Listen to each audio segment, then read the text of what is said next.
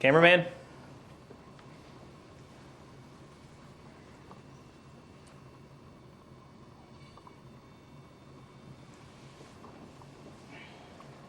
Okay, I'd like to thank y'all for joining me today. Today we're going to be talking a little bit about autism. We're going to talk about different researches. There are tons of research that goes into trying to determine the causes and effects of autism. Autism, from my research, is a very interwoven, intricate disorder.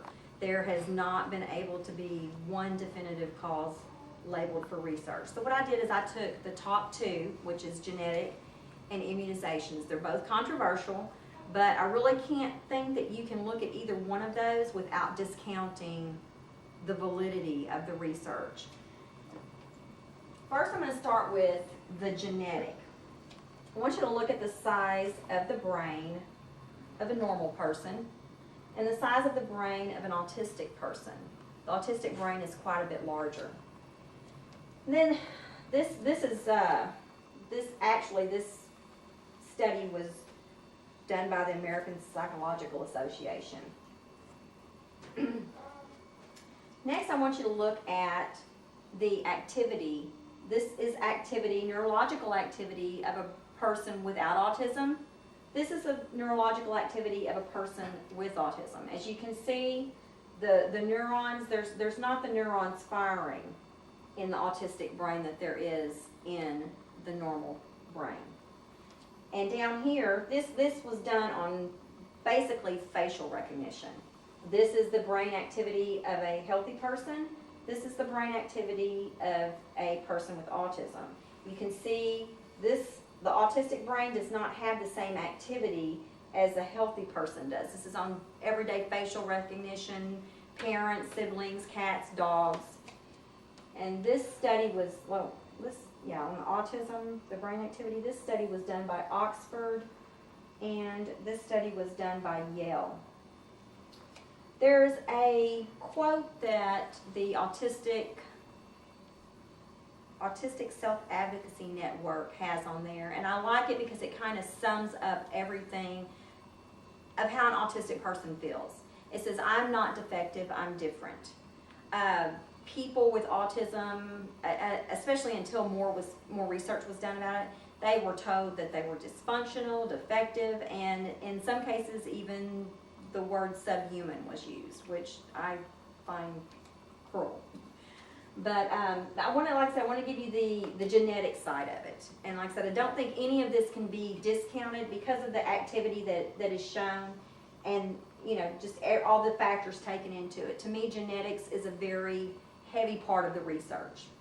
On the flip side of it, we have the research that is done by the Lancet Corporation in what's a British firm. On the top line is the California research. On the bottom line is the British research done in the UK. They started their research when the United States started giving MMR vaccinations. As you can see, prior to this side in California, there was some increase in autism, but not near the constant progression as there is after the immunization was given. Like I said, this is kind of controversial because people say, well, they shouldn't. There was no birth statistics or anything here, so they kind of discount this. But I think that this is a pretty well-spoken graph of the progression of it in such a short time frame. Do I have any questions? At what age should a parent be concerned with getting their kid tested if they're not, if there's developmental delays, etc.? What should be concerned with parents? Well, I think there's several concerns. I think one would be social interaction with other children, whether they are appropriately interacting with other children, whether they're withdrawing themselves and they don't want to interact with other children, if they're aggressive towards other children, if they're sporadically aggressive. For no reason, they just all of a sudden, for no reason, go off on another child.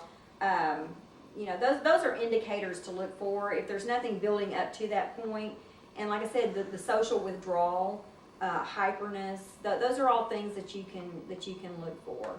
But I just want you to keep in mind when you leave here today to take into consideration both of these researches, because the genetic is very compelling when you can actually see the lack of activity, brain activity.